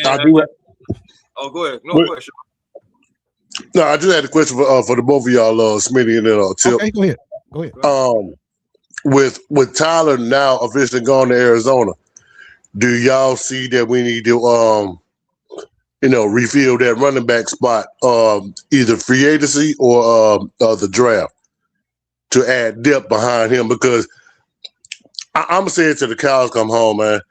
If you put all this onus on Bijan, man, it's just an accident waiting to happen, man. Where he just go, he's going to eventually just go take his toll. You know what I'm saying? Fact. Right. I agree. I totally agree. That's why I wanted to keep both running backs because they could, keep each other healthy. I felt, and you wouldn't feel as bad but I don't want to run Bijan into the ground. I seen what happened to Christian McCaffrey, and I keep bringing him up for two reasons. Because, yeah, he's a prime example. And two, that's who Bijan really models his game after. So if that's who you're trying to move, like, I understand what injuries and everything happened to him. I understand two different people, genes, all that stuff like that. Who's to say that the same things that happened to McCaffrey going to happen to Robinson? But it's not impossible. That's what I'm saying. So got to get somebody on that running back. I got two names that I can throw out there, and they veterans. Since Tyler is taking over Arizona, I can see James Conner coming to the Falcons as a third down back / relief guy. And I go back into the division. Rachaad White is a free agent, running back from Tampa Bay. He's a damn good receiver out the backfield, and I think he's worked on his pass blocking. So those are two veterans that I could see coming to Atlanta on short-term deals or, value deals, because I think, to be honest, James Conner, he's on the back end of his career, but at the same time as a backup, I think he's a good short yardage guy, and he can come in and help right away. But AT Elliott 90 got a question. He said, can we compete for the division with this roster? Absolutely, 200%. Yeah. Pretty much had the same roster we had last year. We're just, fine-tuning things. Once we get things rolling in the right direction, I think the Falcons are going to be a hard team to stop. Now, don't get me wrong. We do have a very tough schedule this year. But with the talent that we have, look how we played Buffalo. Look how we played the Rams. Look how we played some of the top teams that ended up in the playoffs last year. So absolutely we can compete to win this division. The problem is, can we get this team and this roster together in time to make it happen? That's the biggest question. Exactly. Execution and chemistry, fam. We gotta have it. Gotta have it. In my opinion, we gotta have. I'm not saying we need to have MVP quarterback level, but we gotta have serviceable quarterback play, because I'm a firm believer you can have the damn top-notch defense, but if your offense can sustain drives, put up points, everything relies on field goals, and your defense is out there all damn game, man, eventually your defense is going to get tired. And we saw that yes, we had a franchise record, 57, 58 sacks. But, during the course of the season, we all seen this too. When the offense got stagnant, which was pretty much all season long, the defense got tired. Facts. That happened in the last 3 seasons. Yeah. In the last 3 seasons. Yeah, Rico Dowd went to the Steelers. He was going to be too much money anyway. Rachaad White is still out there. Yeah, that's what I said. I can see him in Atlanta. Yeah. Rachaad White still out there. I could definitely see that. See it. Dirty Bird game right quick said offensive line, defensive tackle, nose tackle, linebacker, cornerback, wide receiver, running back is what I think the 5 picks could potentially trade back, since Ian loves his stock. I mean, I definitely see a trade back. And if we end up trading somebody, that if we end up getting a second round pick, that's probably 2 or 3 picks, because he definitely gonna trade that pick to try to get more. So I get it. And we saw what he did in Chicago. One more question, Smitty and Tip. Go ahead. One more question, Smitty and Tip. And then I ain't gonna say nothing else. Y'all can go with it. With the sign of we're bringing back Alameda and bringing back and signing Dotson. I know both of y'all did a draft profile on Zachariah Branch. Does that completely cut him out as far as drafting him in the later rounds? Ooh, that's a good question. To be honest, I think Zach. I say absolutely not. It's still not out the question, because again, you still got that special team potential. Still a good slot receiver, and he's a gadget guy. He can line up in the backfield if you need him to. He's just one of those guys that can just make plays. Get him in the open field, and he's dangerous. So I say absolutely not. Is not out the question. Will it be tougher? Yeah. It's gonna be extremely tough. I'm thinking wide receiver. I'm thinking more so of a big body guy or just somebody because I'm thinking Branch. He's not making it to the 3rd round or nothing like that. And no, absolutely not. That's what I'm saying. So I'm thinking about guys who can possibly be in the second, maybe third. Well, that's why I picked Jacoby Lane. Yeah, my bad, bro. Like, I know y'all both did draft profiles on him. I just wanted to ask that question. Get y'all. No, you good, bro. You good. Yeah, and Dobbs is still out there. He's still out there. Deebo Samuel's out there. Calvin Austin III is out there. Jawan Curtis Jennings Samuel. is out there. Curtis Samuel is out there still as well too. But check this out, though. You still got Devin Lloyd, who wasn't taken off the board. You still got Leo Chanel, who wasn't taken off the board. $20 million for Devin Lloyd, so that's a no. Well, yeah, you still got Leo Chanel, who's out there. I'm thinking that's going to be no more than about 5-6. Because, I mean, shoot, he played for way less than that his entire thing. I mean, hey, man, try to throw something at somebody, man. Get some folks in there, man. I still feel like that linebacker. We got a ways to go, man. We'll see. We got a ways to go. Yeah, this is just the early stage. This is just day one right here. Right. Think about it. This is only day one, and we got all this. And No, I just want to get y'all, y'all knowledge. I just want to ask that question. My bad for holding up the show. No, you ain't holding up. It's not out of the question, man, because, I mean, we don't know, because you can never have too many playmakers on offense. You put Bijan back there with a damn Zachariah Branch, who you going to cover? I mean, he's one of those guys. He reminds me of Taylor Gabriel. I'm going to go back old school. Y'all know I like old school. Dante Hall. Eric Metcalf. I'm going to go Eric Metcalf. Yeah. I could see him as an Eric Metcalf type. Cleveland Browns player. All y'all old school guys, y'all know who Eric Metcalf is. Oh, yeah. Number 21, Cleveland Browns. He played for us for X amount of years. Oh, yeah. Right. I remember. A couple years. Oh, yeah. Drea said, last question. What do you guys think our cap situation should look like in 27, given the way Ian is moving? I think it's going to be around 75 million. You can pretty much go out and get what you want. Right. Kurt is only going to count like 12.5 against the cap next year. So that gives us much needed space. Then you have a couple of contracts coming off the books. So yeah, we'll have probably about 75 million, at the least 60. That's the least. 60 may be the least, but I'm thinking, predictions right now to be about 75. Yeah. Then you got to think about the boost, whatever the boost may be. Yeah, that may be another 15. That's 15, 20 million. So right. Yeah. We sitting right. We're talking about what the salary cap was going to be for 2027. What the salary cap is going to be. Yeah. But keep this in mind. But keep this in mind. I know that sounds good. Drake up for a contract. Bijan up for a contract. That's exactly where I was going. Yep. So who you going to pay? Again, could one of those guys be traded next season? We only know until we get there. So don't shoot the messenger. Just think about the cap space, because you got to build a team, and you can't pay two players $65 million in 2 seasons if you low on cap space. And you need to feel. Sure, you can. The Bengals did it.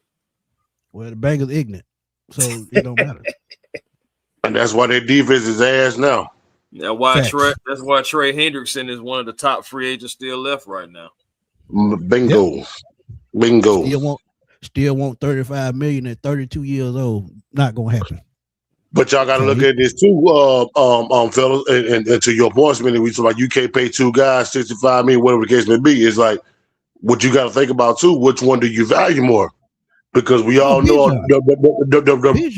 right. We could say Bijan, but we all know that a running back shelf life is 8 years versus receiver. You can come across those a dime a dozen. So I mean, but let me ask you this: which one putting asses in seats? Bijan, yeah. My point exactly.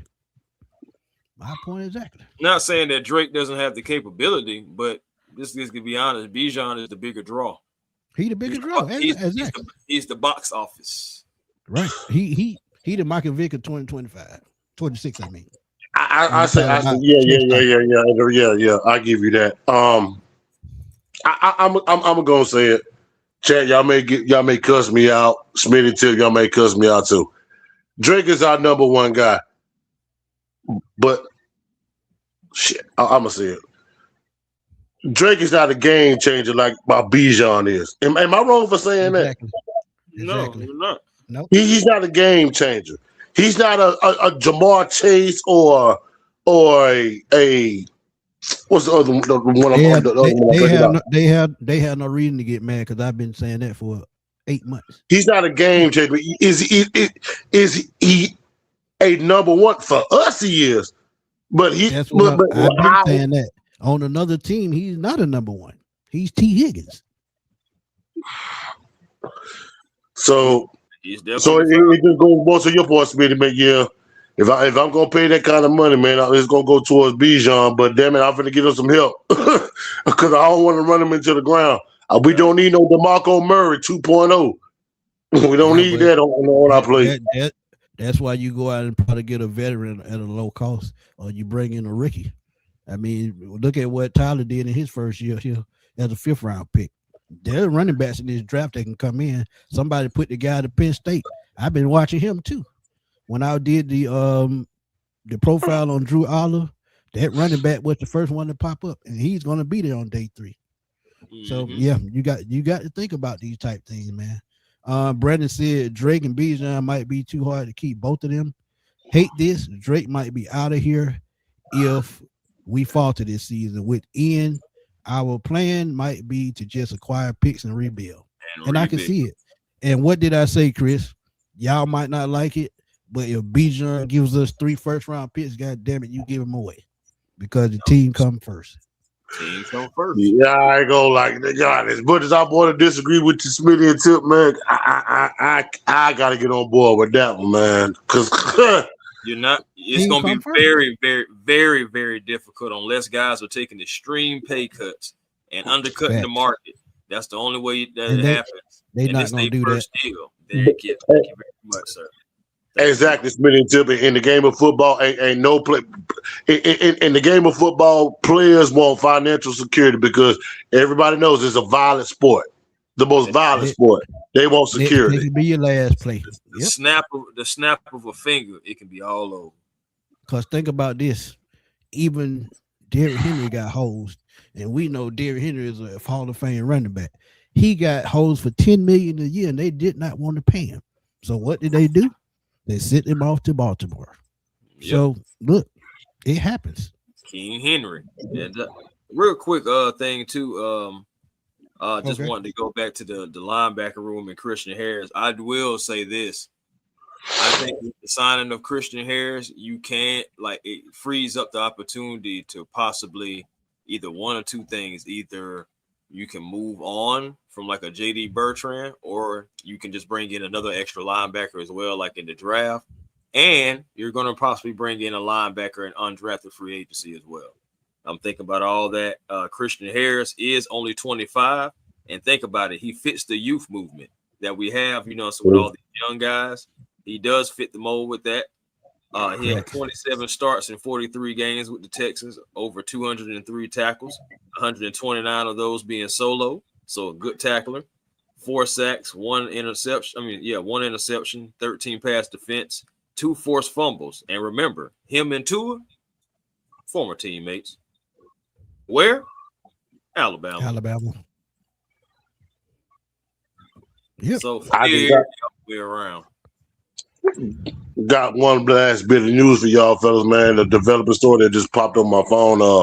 Alvin Kamara is moving on from the Aints. After the signing of Travis and Etienne. Yeah. Travis Etienne. Yeah, that's what I'm saying. It's Etienne. I'm just like, man, people be saying them things 1.3. I see 1.3 in the chat. You out of control. Starting to fucking move. Hey, man. I'm telling you, man. I'm starting the unbothered Falcon fans movement right now. Man, hey, bro, on the cheap deal, I said bring Alvin Kamara home. He from Norcross. Bring him home. Exactly. With Tennessee. His career in Atlanta. That was interesting, wouldn't it? Yeah. Alvin Kamara, bring him. Let him come. He a I veteran. wouldn't mind getting him bringing them to the A. I wouldn't mind. He a playmaker. You got to have playmakers. Got to. Mm-hmm. Yeah. But yeah, man. Another great show, man. We done went on for damn near 2 hours running our mouth. But trust me, we love doing it. We love doing it, man, because that's what we do it for y'all, man. Y'all know we bring y'all the latest and greatest news. And Kendrick said, get you a shirt, man. Get you a shirt. All right. Why? Watch. It's just gonna be y'all just gonna start seeing circulating online. Like, well, this man got a shirt saying 1.3. Now, Tip, that ain't how you say it. How you say it? 1.3. I see if I can get a little speed on that number on the shirt too. Like, you know what I'm saying? No, you gotta. Oh God! You can't. Oh, how much did you pay? We paid 1.3. No, you're wrong, Richard. That's not how you say it. 1.3. Oh, that's gonna be trend. That's gonna be trend on Twitter, man. Boy, hashtag 1.3. We hashtag 1.3 facts. Shout out to my boy Big Game James from Big Game Sports Network, man. Hey, what's happening, man? Former Tampa Bay Buccaneers defensive tackle, man. Yeah, been too long. He was. I've been seeing some of his stuff though. Yeah, he was with me when I started, man. Way back in 2014, I think it was. So yeah, he's been around a while. So shout out to Big Game James. We got a link up for the Falcons Bucks preview shows if you can do it. But yeah, man, go check out Big Game James Sports Network on Twitter and on YouTube. So he doing his thing, man. But y'all know what to do, man. Great show, like I said. Tell everybody where to find y'all. Well, I definitely want to start out by saying, Smitty, Tip, man, thank y'all. Humbly thank y'all, man, for allowing me to, on the show and let me say my piece, man. There's always much love, always much respect to y'all, man. For all my gaming guys out there, man, I'm 8 from 1,300 subscribers, and then once I hit 1,300, that's 1 point what, Smitty, on YouTube, 1 point what? Please, go ahead, Smitty. No, I'm asking you, Tip. 1 point what? You want me to say it? 1.3. Okay, yeah, 1.3 on YouTube. I made it away, man. So if y'all don't mind, man, subscribe to my YouTube channel. Speaking of that too, I got a video coming out 4 p.m. Eastern time, man. I got the updated rosters with our Falcons. Tua as the quarterback. God dog it. The receiver we just signed. Don't time. Thank you. Yeah. Austin Hooper. I got the new improved roster, so it'll be out at 4 p.m. Instantly. If y'all could just do me a favor, man, just tune in, show me some love. Let's get it GA as y'all see it on the screen. Check me out. Just support me, man. And like I said, I can't thank y'all enough, Tip and Smitty, man, for allowing me to come on y'all's platform, man, and let me have some fun with y'all. Just talking some Falcon sports, man. I got so much love and so much respect for you two gentlemen, man. So I appreciate the opportunity. Thank you. Thank you. Man, look. Johnny, see, Johnny done started already. Johnny Mac done started. See what you did, Tip? My God. See what you did? Yeah, y'all are part of my two-step verification for Falcons News. Is y'all and Adam Schefter, Shredder Schefter, he put it. 1.3 is the hashtag. 1.3. That's that. See, now everybody in the chat going along. See what you done did? Great, weird. Hey, I want unbothered Falcon fans all summer long. Matter of fact, go ahead. I'm trying to tell y'all, anytime y'all hear any negative thing about it, just go ahead and put 1.3. Just go ahead. 1.3. Brandon said, what's your tag? Brandon said, what's your tag? On Twitter is A1 Forever. Instagram, A1 Forever. The real A1 Forever on TikTok. Of course, A1 Forever Sports on YouTube. Also catch me on the Hawks Digest as well, too, man. For those Hawks fans in here, 6 in a row. But yeah. Just saying, bro. Hey, man, Atlanta on fire right now. That's all I got to say, man. We doing stuff. Man. I'm sorry, man. I'm crying. I'm sorry about my bad. I want to give a shout out to Anzi Saleh, because Anzi Saleh has been Chef Saleh with the filet You see what he's been doing, like making cost-effective moves. Like he flipped KP. He flipped the guy that couldn't even stay on the court for Jonathan Kuminga. Okay, I digress. But I'm just saying, I digress. Out of control. But yeah, man. It's been a fun show though, y'all, man. All because of y'all, man, in the chat. Man, I had a blast, man. I had a blast. Hey, man, look. Yeah, man, another great show, man. Again, man, thank y'all for always donating. Thank y'all for always coming through, giving us things to think about, because a lot of the time, y'all give us our content on here. Because like I said, if it weren't for RJ, don't know where I'd be, man, because RJ keeps me in the loop. He keeps all us in the loop. But at the same time, if it weren't for y'all, man, wouldn't be no sports machine, wouldn't be no A1, wouldn't be no Let's Get It. Because y'all keep this thing going. Comment what? So you got 50 Cent, Chris?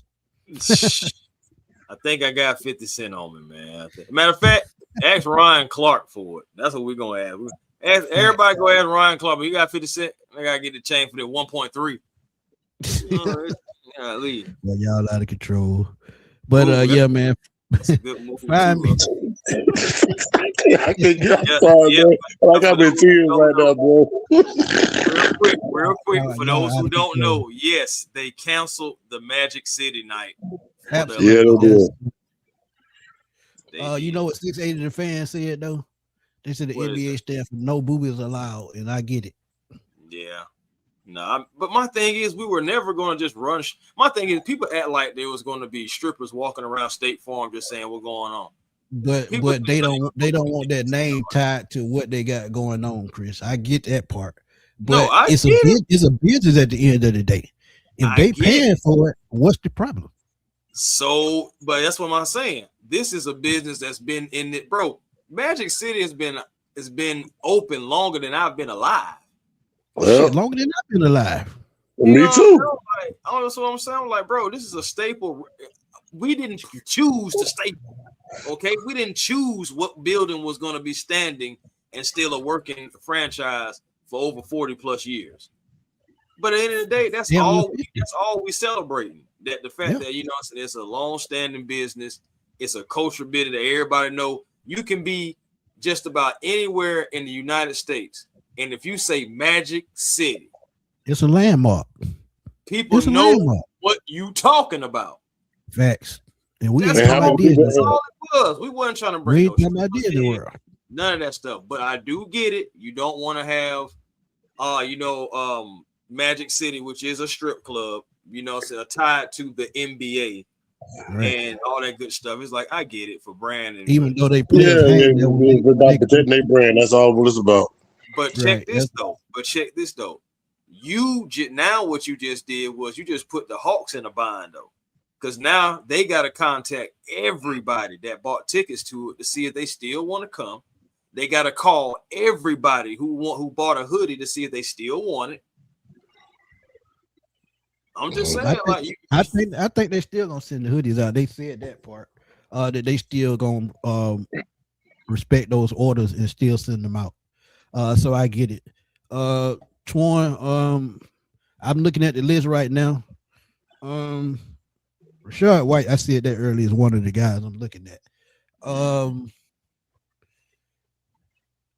I had to go over it, man. I'll give y'all some more tomorrow. So A need one said NBA promoting everything but wings at at a great club. Darn crazy. And that's what I'm saying, man.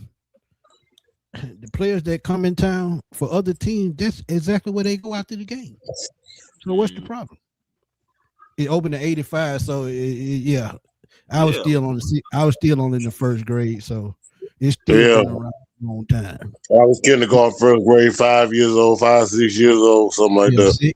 Six, yeah. So, bro, that's a landmark. I didn't come on Earth and say, "Hey, Magic City, landmark." The people made it a landmark.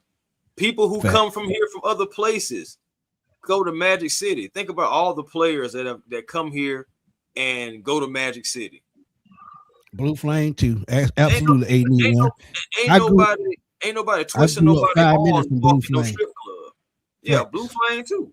But ain't nobody twisting nobody going to walk in those clubs. They walk in those clubs by themselves because they want to see what's going on. Right. It ain't on us. They want to see some of that old action. So I mean, hey, yeah, what it is. But I mean, let's get out of here, man, because I'll be talking about this all night. But find me on Twitter at FatboySlim_21.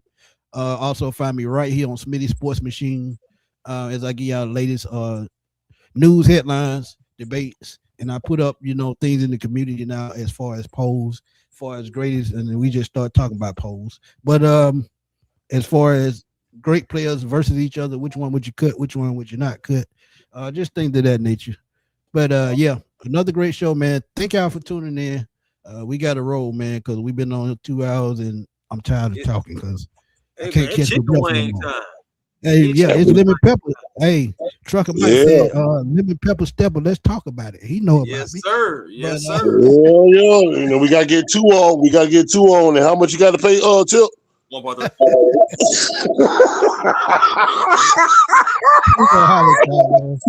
That great.